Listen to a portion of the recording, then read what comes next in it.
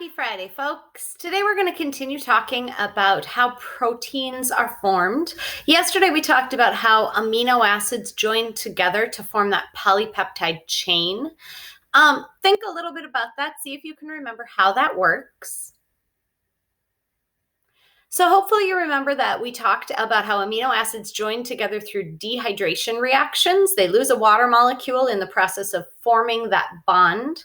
The opposite process, breaking apart a polypeptide, is called hydrolysis. You add the water back in to break that molecule apart. Today, we're going to continue talking about protein structure and how it goes from a polypeptide chain to a fully formed functional protein. So here's a diagram kind of illustrating this process. Take a minute and describe what you see here.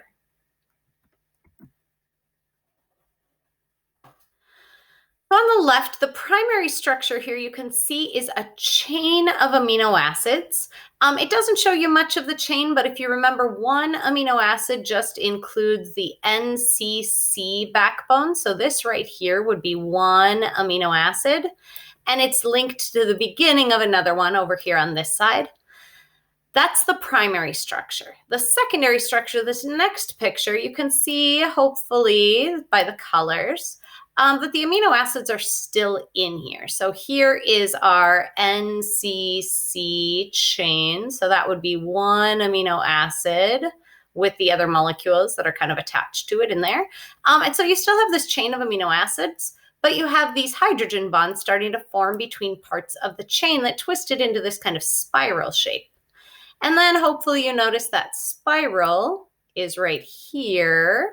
So if you kind of zoom that down in size, that spiral is one part of this folded long polypeptide that you see here as the tertiary structure. And then that folded polypeptide joins with another one, a green one in this picture, in what's called the quaternary structure. Today we're going to go through those levels of protein structure and talk a little bit more about what happens at each step. This process of protein folding is really important because it determines the shape of a protein, which determines how it functions. And so if any step along this way gets interrupted, the protein will have a different shape, which means it may or may not be able to do its job. So this is a pretty complicated process. It has several steps to it. The first step, the primary structure, kind of the first level, is that sequence of amino acids. And just like we talked about yesterday, there are 20 amino acids that can be combined in all different ways and sequences. So there's a lot of diversity in the structure from this very first step.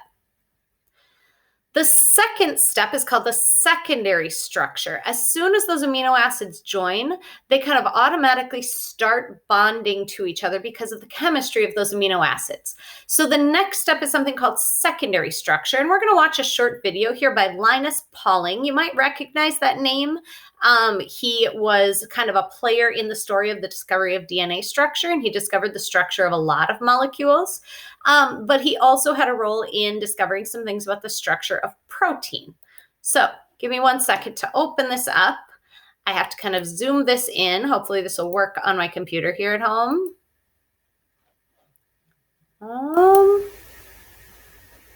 There we go. I'm just going to zoom this in a little because this video, for some reason, will not let me show it full screen. So he's going to describe to you how he discovered one part of protein structure called the alpha helix. One day when I was Eastman professor at Oxford in the spring of 1948 to April 1948, I caught a cold. It was before the vitamin C days. I caught a cold, and after a day or two in bed reading science fiction and detective stories, I got tired of that, and I thought, why don't I discover the alpha helix? Or I thought something like that. Why don't I try to see if I can find how polypeptide chains are folded in a way compatible with all the knowledge that we have about structural chemistry, and such that they can form hydrogen bonds to hold the parts of the molecule together. I took a piece of paper, much like this piece, and I drew on it a representation of an extended polypeptide chain with the distances approximately right and the angles right, except that one angle did not have the right value. I still have that original piece of paper, by the way. This is the bond angle at the alpha carbon atom that didn't have the right value. So I folded the paper. Actually, it took several trials. I folded it along several parallel lines through the successive alpha carbon atoms. And finally, I found a way, by folding the paper, I could make this bond angle have the value 110 degrees. And I finally found a way of folding such that when I put it together, there was a NHCO bond formed by each NH group and each CO group, a hydrogen bond which held the helical structure together and had just the right dimensions. I found that this structure, which turned out, of course, to be the structure of hair and horn and fingernail and muscle, and also present in myoglobin and hemoglobin and other globular proteins, a structure named the alpha helix, had 3 6/10 residues per turn of the helix, a helical structure in which there are 3 6/10 residues per turn. All right. So as you saw, he figured out this structure called the alpha helix that involved some hydrogen bonding. And secondary structure is always the result of hydrogen bonding between parts of the backbone, that NCC backbone of the polypeptide chain. So let's think about that for a minute and review a little bit about what you know about hydrogen bonds. So first of all, do you remember why hydrogen bonds form? Hydrogen bonds form between molecules or parts of molecules that are polar. So if you remember what we know about polarity, I want you to look at this molecule for a little bit. This is a polypeptide chain. And I want you to look at some of kind of the recurring bonds that we have. So we have some here that are a carbon double bonded to an oxygen. We have some parts here that are a nitrogen bonded to a hydrogen. And we also have some that are a carbon bonded to a hydrogen. Those are kind of the recurring parts of that backbone. Which of those three would be a polar covalent bond? If you remember what we learned about polarity, it happens when the electronegativity of these elements is different. So remember, oxygen is more electronegative than nitrogen, which is more electronegative than either carbon or hydrogen, which are roughly equal. So if you look at this, if we look at each of these bonds, a carbon-oxygen bond has 2 atoms that have different electronegativities. So this one is a polar bond. The oxygen end ends up slightly negative because it is more electronegative, and the carbon end ends up a little positive. A nitrogen-hydrogen bond is also 2 elements that have different electronegativities. In this case, the nitrogen is more negative, so that'll be negative, which means this hydrogen end is slightly positive. The carbon-hydrogen bond here, though, those 2 are about equal in electronegativity, so that one's not polar. But all along this backbone, you have these nitrogen-hydrogen sections where the hydrogen is slightly positive, and carbon double bonded to an oxygen where the oxygen is slightly negative. And so the result of that is these hydrogen bonds that form between the backbone of that polypeptide chain. So I'm going to show this to you so you can kind of see how this works. What I have here, let's see if I can hold that so you can actually see it. On this piece of paper, it's got a representation of that whole protein structure. You can see the NCC chain down the middle. The R's just represent the R groups, and the dashed lines show where those polar bonds are that can form hydrogen bonds. And so what Linus Pauling showed in there is that you can take this and you can kind of coil it around in just such a way. There we go. I'll try and hold this up so you can see the bonds there. So that the hydrogen which was positive, lines up with the oxygen that's negative. There we go. And when you get that at just the right angle, it happens all the way around. There's another one right there. So you can see those bonds and they all line up with each other. And that kind of spiral structure is one very common type of secondary structure that's called an alpha helix. This helix can actually form a couple different ways. The middle one here is what's called an alpha helix, and it happens between every fourth amino acid along the chain. Kind of make my picture smaller again here so you can see. Here you go. So an alpha helix ends up looking kind of like this. It kind of twists that polypeptide up into a spiral. There is another common shape that happens that looks a little bit different. This one, in this case, can happen between two different polypeptide chains. So I have two of these this time. Or it can happen between one that kind of folds back on itself and goes back and forth. So in this one, in order to get this to work, I have these two strips, but I have to take one of them.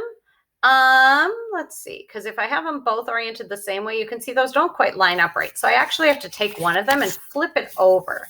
So it's going kind of the opposite direction. And then you can line them up here. Got to get the visual just right on the camera. There we go. Pretty close. Sorry, it's hard to do this. There. So the hydrogens and the oxygens line up and form those hydrogen bonds. This is called a beta sheet. And so that can happen when you have two polypeptides next to each other, or when you have one that kind of folds back in on itself. So those are the two most common secondary structures. There are other ways that hydrogen bonds can form between that backbone, but the secondary structure is always caused because of hydrogen bonding between those carbon and oxygen groups and the nitrogen-hydrogen groups. Once that hydrogen bonding has happened, then we get into the specific chemistry of each amino acid. So this is the part where those side chains or R groups become really important. Remember, the R group is the part on each amino acid that's unique and different from all of the others. And so each of those R groups has its own specific chemistry. Some of them are hydrophobic. Some of them can form hydrogen bonds if they contain polar covalent bonds, or they can become ionized. Some of them form covalent bonds called disulfide bridges. And so in this picture here, you can kind of see all of those.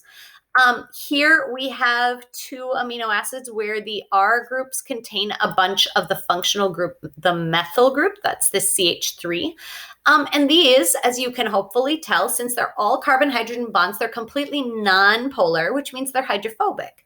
And so when the protein folds, all of these hydrophobic amino acids are going to want to hide kind of in the middle of the protein where they're away from all of the water surrounding them and the living things. Some of them, like these amino acids, this is the R group of one of them right here that's attached to this amino acid. This R group here is attached to this amino acid. But those contain some of those polar covalent bonds. And so they form a hydrogen bond between those two. And so that's going to kind of pull this part of the protein and this part of the polypeptide chain together. Here you have a disulfide bridge. This is often the result of interactions between those sulfhydryl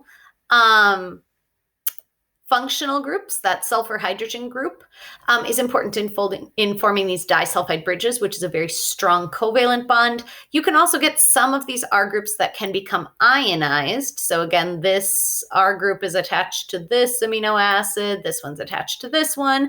But since they become ionized, one's positive, one's negative, it actually pulls these two sides of that polypeptide chain together. And so all of these different chemical interactions start pulling the different parts of this protein and twisting them into a unique three-dimensional shape, which is also known as its conformation, conformation, conformation. So if we put this all together, I will move myself out of the way over here. This diagram kind of shows all of those levels happening. The primary structure is the sequence of the amino acids, which can be different in many, many ways. The secondary structure happens because of hydrogen bonding that occurs between the backbones of the chain. And then the tertiary structure is the result of chemical interactions between all those different R groups, hydrophobic, hydrophilic, ionic, those disulfide bridges that form.